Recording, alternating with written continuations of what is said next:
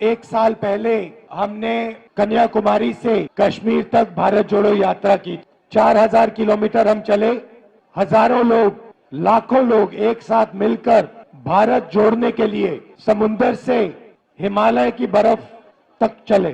देश में बीजेपी और आरएसएस नफरत और हिंसा फैला रही है। एक धर्म को दूसरे धर्म से लड़ाती है, एक जात को दूसरी जात से लड़ाती है और हिंसा देश में फैलाती है। 4000 किलोमीटर में मैंने हजारों युवाओं से, किसानों से, छोटे व्यापारियों से बात की। 7 घंटे हम चलते थे। 15 मिनट शाम को ऐसा भाषण होता था और लोगों ने मुझे सिर्फ 2-3 बात बोली। सबसे पहले, हर प्रदेश में बेरोजगारी, बेरोजगारी, बेरोजगारी, बेरोजगारी, जहां भी आप देखो बेरोजगारी दिखेगी। युवाओं से बात करो, कहते हैं राहुल जी 5-6 लाख रुपए, 10 लाख रुपए हमने प्राइवेट यूनिवर्सिटी और कॉलेजेस को दिया है। हमने सोचा था, ये झंडा हटाइए, हमने सोचा था कि ये जो हमने 5-6 लाख रुपए प्राइवेट कॉलेज और यूनिवर्सिटी में डाला, इससे हमें डिग्री मिलेगी और डिग्री से हमें रोजगार मिलेगा। हमने रोजगार पाने के लिए ये शिक्षा ली है। ये कॉलेज की degree, medical degree, legal degree, ये हमने ऐसे नहीं ली, हमने ये रोजगार पाने के लिए ली है। और 5-6 लाख, 10 लाख खर्च करने के बाद हमें पता लगता है कि प्राइवेट कॉलेज और यूनिवर्सिटी वालों ने हमारा पैसा ले लिया, एक कागज हमें पकड़ा दिया और हिंदुस्तान में उस कागज का कोई मतलब नहीं है, क्योंकि उस कागज से हमें रोजगार तो नहीं मिलता। दूसरों ने कहा राहुल जी हम पढ़ते हैं और फिर एग्जाम के दिन पेपर लीक हो जाते हैं और युवाओं के मोबाइल फोन पे हमें दिखते हैं, मोबाइल पे हमें दिखते हैं। मतलब हमने 6-7 लाख रुपए डाले, हमने मेहनत की और किसी चोर ने पेपर चुरा के 100% मार्क ले लिए।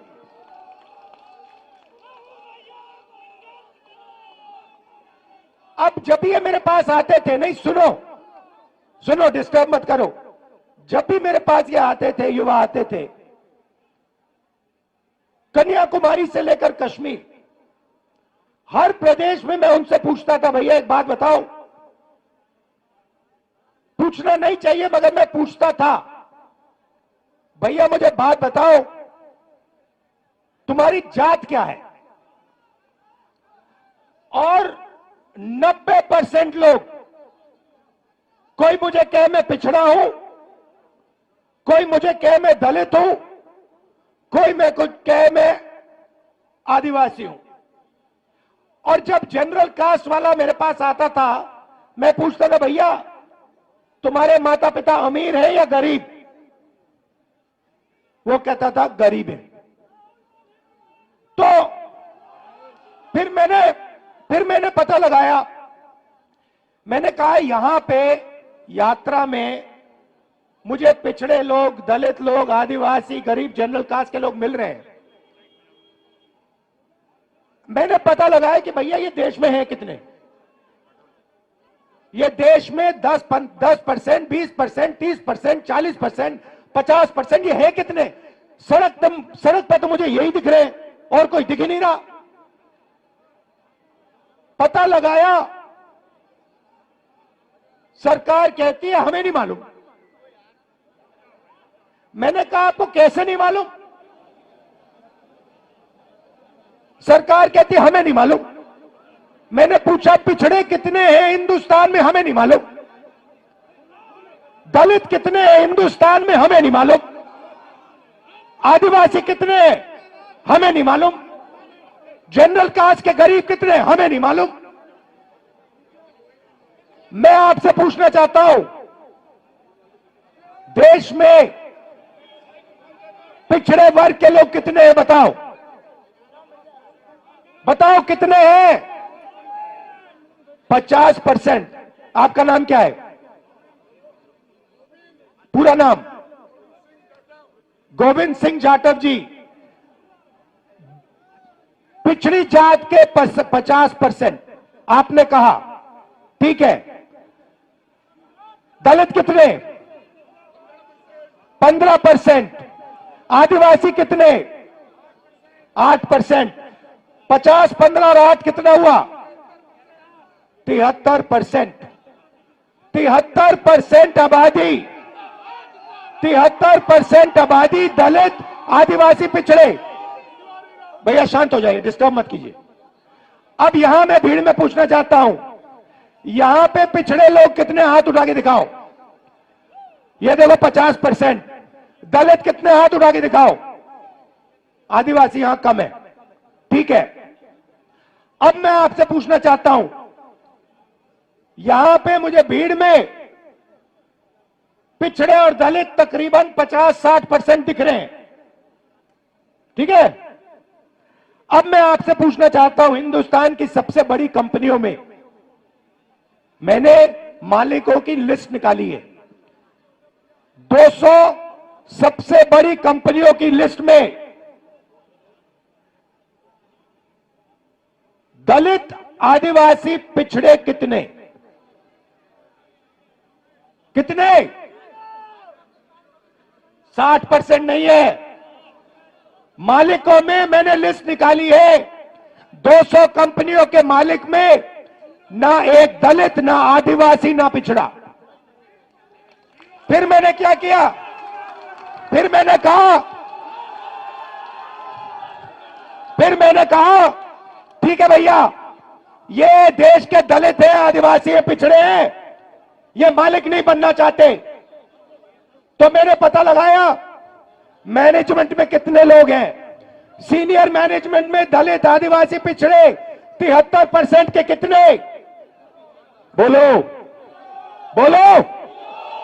0। एक नहीं है। तो जब आप प्राइवेट अस्पताल में जाते हो, यहां पे किसी का पैर टूटा? जब आप प्राइवेट अस्पताल में गए, आपने पैसा दिया? आपने प्राइवेट कॉलेज में पढ़ाई की? जब आपने प्राइवेट कॉलेज, यूनिवर्सिटी में आपने पैसा दिया, आपने किसको दिया? आपने ना दलित को दिया, ना आदिवासी को दिया, ना पिछड़े को दिया, और ना अपने जनरल कास्ट के गरीब व्यक्ति को दिया। मतलब आपकी जेब में से पैसा निकल रहा है और 2-3% लोगों के जेब में जा रहा है। उन 2-3% में ना गरीब जनरल कास्ट का कोई है, ना आदिवासी है, ना दलित है, ना पिछड़ा है। अब सुनिए, अब आप कहोगे मुझे, देखो हम दलित हैं, हम आदिवासी हैं, हम पिछड़े हैं, आप हमारे लिए सपना देख रहे हो, आप चाहते हो कि कॉर्पोरेट हिंदुस्तान में हम भी जाएं, मगर हम में इस सपने को देखने का दम नहीं है। आप कह सकते हो कि हमने हार मान ली, राहुल गांधी ये सपना देख रहा है, मगर हम में वो क्षमता नहीं है, हम में वो दम नहीं है, हम में वो कॉन्फिडेंस नहीं है कि हम हिंदुस्तान की सबसे बड़ी कंपनियों के मालिक बने। आप कह सकते हो, मैं मानूंगा नहीं, मगर आप कह सकते हो। तो फिर चलो, आप कंपनियों में नहीं हो तो फिर मुझे बताओ, मीडिया में आपके कितने लोग? मीडिया में आपके कितने लोग? अब देखो मैडम, आपका नाम क्या है? हाँ, पूरा नाम? हाँ, नीति तनेजा जी हैं, मीडिया की हैं, ठीक है। ये न्यूज तक कंपनी है। आपका नाम क्या है? पूरा नाम क्या है? रक्षा जी, अभी वहां आऊंगा। अब देखिए, यहां पे माइक, सेल फोन पकड़ी रक्षा यादव है, दिशा यादव, और ये दिशा यादव जो है, ये हिंदुस्तान की सबसे बड़ी मीडिया कंपनी की मालिक कभी नहीं बन सकती है, क्योंकि इसके नाम के पीछे यादव शब्द है। ये नहीं बन सकती है। ये कितना भी पसीना दे दे अपना, कितना भी खून दे दे अपना, ये पिछड़े वर्ग की है, ये हिंदुस्तान की मीडिया कंपनी की मालिक नहीं बन सकती है। ऐसे ही ये लड़की, ये दिन भर कैमरा लिए घूमेगी, 24 घंटा कैमरा लिए घूमेगी, मगर जो इसके मालिक इसे कहेंगे वो इसको दिखाना पड़ेगा। जो ये दिखाना चाहती है वो नहीं दिखाया जाएगा। क्यों? क्योंकि ये पिछड़े वर्ग की है। मीडिया में आपका कोई मालिक नहीं, सीनियर मैनेजमेंट में, बड़े पत्रकारों में आपका एक आदमी नहीं। अब मैं कहता हूं ठीक है, पिछड़े लोग के, दलित आदिवासी लोग मीडिया में भी नहीं जाना चाहते। चलो मीडिया छोड़ो, प्राइवेट अस्पताल छोड़ो, प्राइवेट यूनिवर्सिटी कॉलेज छोड़ो, मुझे हाई कोर्ट का बता दो। हाई कोर्ट में दलित आदिवासी पिछड़े कितने हैं बताओ? चुप हो गए, दम नहीं है आप में, आप सोए हुए हो। 650 हाई कोर्ट के जज हैं, 73% आप लोगों की आबादी है, 100 जज 73% के पास, और वो भी छोटे छोटे छोटे छोटे। चलो आप मुझे कहोगे हिंदुस्तान में 73% को ना कॉर्पोरेट हिंदुस्तान में जगह चाहिए, ना मीडिया में जगह चाहिए, ना कोर्ट्स में जगह चाहिए, तो फिर मैं आपसे कहता हूं ठीक है बताओ, हिंदुस्तान के ब्यूरोक्रेट्स में आपके कितने लोग? 90 लोग हिंदुस्तान की सरकार को चलाते हैं। ये नरेंद्र मोदी को वहां पे बैठा रखा है, ये हिंदुस्तान नहीं चलाता। नरेंद्र मोदी के पास 90 लोग बैठे हैं, समझे? बजट बढ़ता है तो ये 90 लोग डिसाइड करते हैं कहां पैसा जाएगा।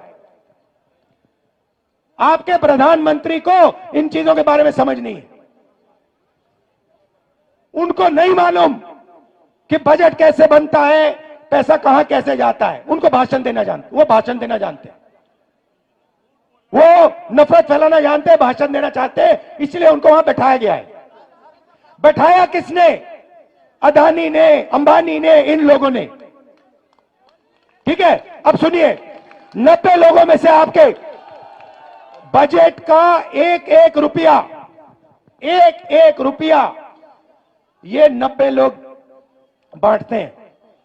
डिफेंस में कितना जाएगा? अग्निवीर योजना होगी या नहीं होगी? नहीं भैया बोलो, जितना बोलना है आपको। नहीं होगी, कुछ फर्क नहीं पड़ता, कुछ फर्क नहीं पड़ता।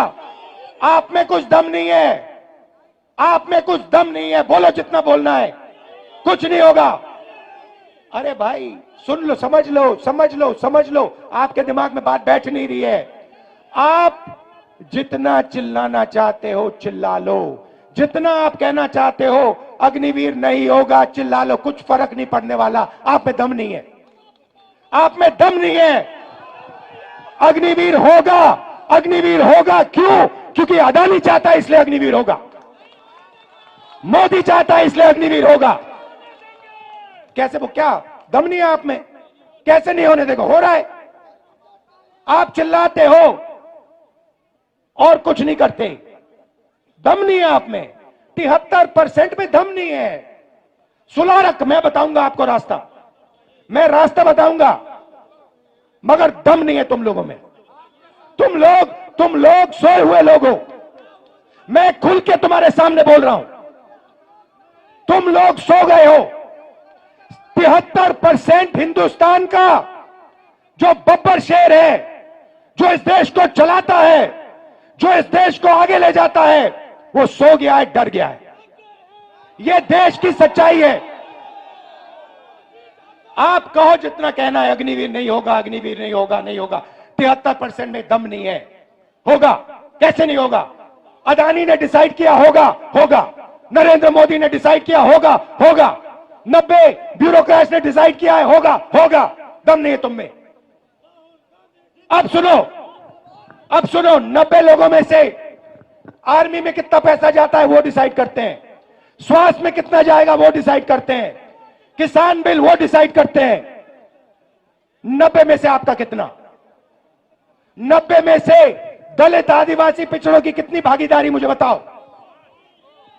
90 में से 3 ओबीसी, 3 दलित, 1 आदिवासी, 90 में से 7 आपके। और सुनो, पता कहां बैठे?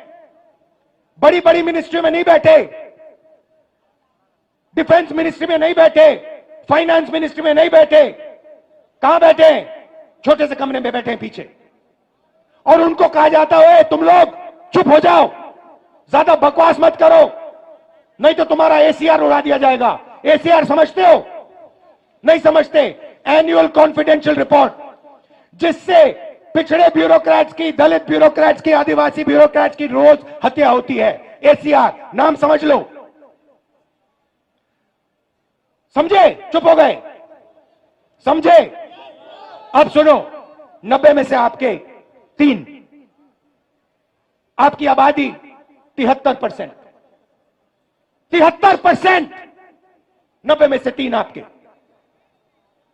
आप जानते हो 100 रुपए में से अगर हिंदुस्तान की सरकार 100 रुपए खर्च करती है, आप जानते हो आपकी कितनी भागीदारी है? 73%। जानते हो?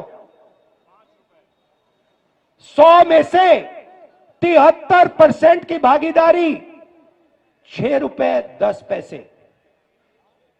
100 रुपए का नोट दो मुझे, 100 रुपए का नोट दो मुझे। मैं ठीक से समझाऊंगा आज आपको, तो समझोगे। 100 रुपए का नोट दो, ये रहा 100 रुपए का। अब 6 पैसे की कोई चीज दो मुझे, 6 रुपए की चीज दो मुझे कोई। 6 रुपए निकालो जेब से, ये लो, ये लो 6 रुपए, ये लो, ये लो, ये लो, ये देखो, ये बजट में से 100 रुपए गए ना। अगर 100 रुपए बजट में खर्च हुए,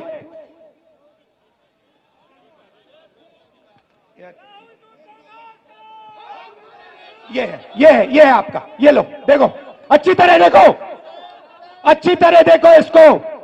ये है तुम्हारी भागीदारी, ये कम है, इसको तुम्हें उठा के फेंक देना चाहिए। 6 रुपए 10 पैसे की भागीदारी है तुम लोगों की। अन्याय है ये, हर रोज तुम्हारे साथ अन्याय हो रहा है। ये लो 100 रुपए।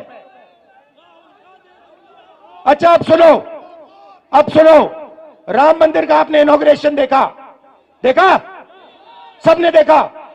मुझे बताओ, उसमें आपको अदानी दिखा? दिखा? उसका चेहरा देखा? अंबानी का चेहरा देखा? अमिताभ बच्चन का देखा? ऐश्वर्या राय का देखा? कोहली का देखा?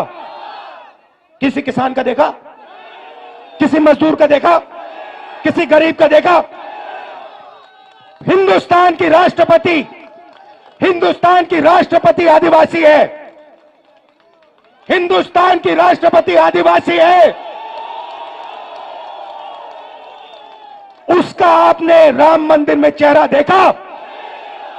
क्यों नहीं देखा? क्यों नहीं देखा? किसी दलित का आपने मंदिर में चेहरा देखा?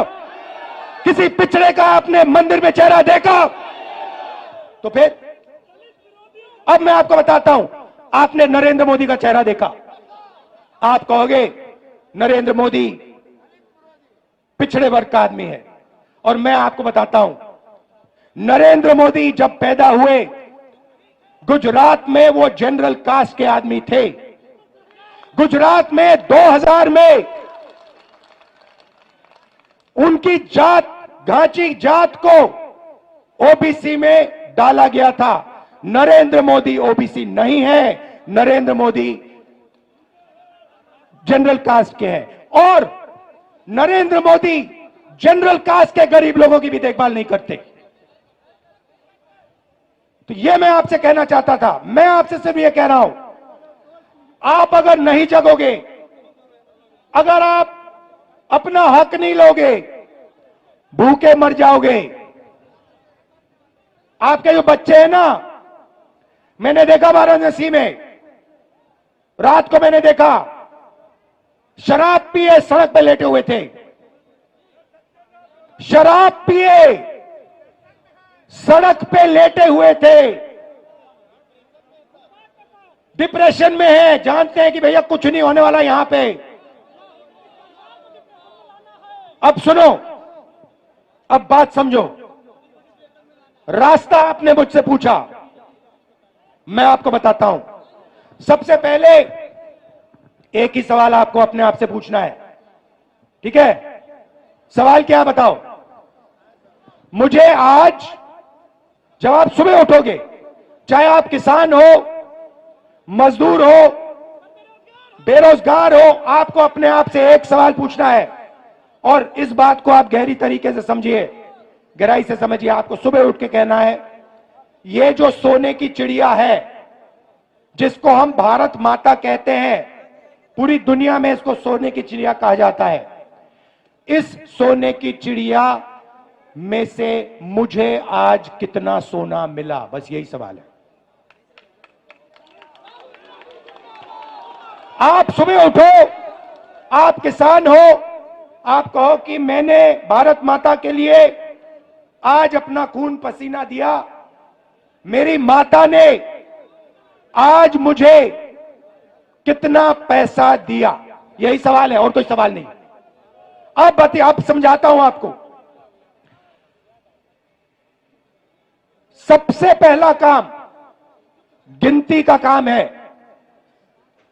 सबसे पहले देश को बताना है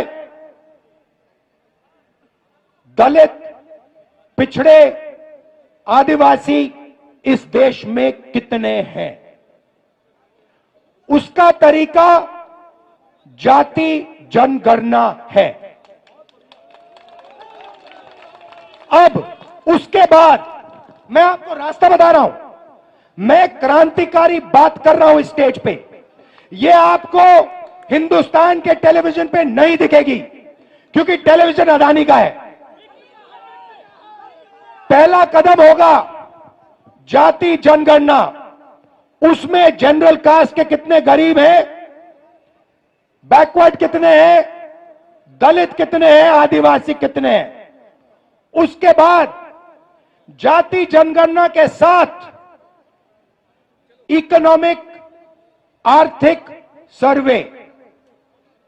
उसके बाद पता लगेगा कि पिछड़ों के पास इस देश का इतना धन है, गरीब जनरल कास्ट के पास इस देश का इतना धन है, अमीर जनरल कास्ट के पास, अरबपतियों के पास इतना धन है, पिछड़ों के पास, दलितों के पास, आदिवासियों के पास इतना धन है। और जिस दिन वो ऐसे ऊपर लिख दिया जाएगा, उस दिन सारे के सारे बब्बर शेर जग जाएंगे। ये रास्ता है। अब जब मैंने जाति जनगणना की बात की, गिनती की बात की, नरेंद्र मोदी जी स्टेज पे जाते हैं, भाषण देते हैं, ऐसे कहते हैं, भाइयों और बहनों, भाइयों और बहनों, देश में सिर्फ दो जात हैं, एक गरीब है और एक अमीर है। देश में जात नहीं है। अरे भाई, अगर जात नहीं है तो तुम ओबीसी कैसे बन गए? जब जाति जनगणना का समय आया तो नरेंद्र मोदी ओबीसी शब्द को भूल गए। जब पैसे का सवाल आया तो नरेंद्र मोदी ओबीसी शब्द भूल गए, पिछड़ा शब्द भूल गए, कहते हैं दो ही जात है। नोटबंदी की, ये जो सब दुकानदार इनको बर्बाद कर दिया, किसानों को मार दिया, तब ओबीसी थे। जीएसटी लाए, पिछड़ों को मार दिया, तब ओबीसी थे।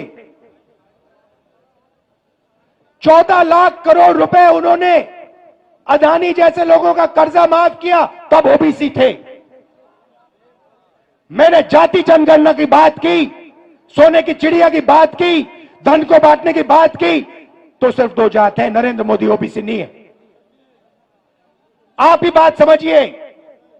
और मैं आपको बता रहा हूं, ये मीडिया वाले कुछ भी कर ले, कोई भी कुछ कर ले, इस तूफान को नहीं रोका जा सकता। ये आज नहीं तो कल 73% जग जाएगा। वो आस्ते आस्ते जगेगा। जब वो जगेगा, जब उसको सच्ची चोरी समझ आएगी, तब इस देश में क्रांति शुरू हो जाएगी, तूफान आ जाएगा। आखिरी बात आपसे कहना चाहता हूं। आपका नाम क्या है? हाँ, ऋषभ। क्या ऋषभ सिंह, ऊपर आओ।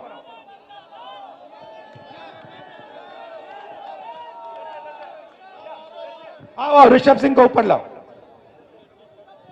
अब मैं आपको हिंदुस्तान की राजनीति, ये पूरा का पूरा ड्रामा जो चल रहा है, 1 मिनट में समझाने जा रहा हूं। ये है ऋषभ सिंह, अच्छी तरह देखो इसको, ठीक है? अब मान लो मैं ऋषभ सिंह, हम सब ऋषभ सिंह का जेब काटने जाते हैं। मान लो ये तो सिक्योरिटी वाले हैं। मान लो यहां पे लोगों ने मन बना लिया इसकी जेब काटनी है। पहला काम क्या करेंगे? पहला काम कहेंगे, वो ऋषभ उधर देख, उधर देख, वो देख पाकिस्तान, उधर देख, ओए इधर देख, वो देख अमिताभ बच्चन, उधर देख, ओए वो देख ऐश्वर्या राय, ओए उधर देख, वो एक क्रिकेट। पहला काम ये है। फिर ऋषभ सिंह उधर देखेगा, उधर देखो, ये पीछे से बंदा आएगा, जेब काट लेगा, ठीक है? इसका नाम अदानी। वो जो ये कर रहा है उसका नाम मोदी। और तीसरा यहां पे एक बंदा खड़ा रहेगा, भैया मुझे एक डंडा देना जरा। हाँ ये दो, डंडा दो। और तीसरा यहां पे एक पीछे होगा, एक पीछे होगा वो अदानी, एक मोदी कहेगा इधर उधर देखो, और ये तीसरा यहां पे डंडा लिए खड़ा होगा, ऐसे ऐसे ऐसे डंडा लिए खड़ा होगा। अगर किसी ने उल्टी सीधी बात की तो डंडा। Amit Shah, ED, CBI, income tax, police, ये सब। मैं काशी मंदिर गया, बात समझो आप। मैं काशी मंदिर गया, मैं शिव को मानता हूं। मैं काशी मंदिर गया, वहां पे पुलिस वालों ने क्या किया? वहां पे पुलिस वालों ने क्या किया? सारे मोबाइल फोन हटा दिए, सारे मोबाइल फोन हटा दिए, एक मोबाइल फोन अंदर नहीं आने दिया। क्यों? क्योंकि वो नहीं चाहते कि राहुल गांधी की शिव मंदिर के अंदर फोटो दिख जाए। उसके बाद वाराणसी में सारा का सारा सेलफोन का जो नेटवर्क है उसको डाउन कर दिया। लोग मतलब वीडियो ले रहे हैं, वो वीडियो ना फैलाएं। आप देख लेना, ये जो मैंने भाषण दिया ना, मीडिया में नहीं दिखेगा, दिख नहीं सकता। ये सोशल मीडिया में फैलाओ आप, सोशल मीडिया में दिखेगा, मीडिया में नहीं दिखा। अच्छा, सोशल मीडिया को भी वो अमेरिका से कंट्रोल कर रखा है। तो ये मैं आज आपसे कहने आया था, मेरा काम 73% को हिंदुस्तान की सोने की चिड़िया का धन दिलवाने का है। धन्यवाद। और धन्यवाद ऋषभ जी, नमस्कार, जय हिंद। भारत जोड़ो, जोर से भारत जोड़ो, भारत जोड़ो, भारत जोड़ो। नफरत के बाजार में मोहब्बत की दुकान खोलो।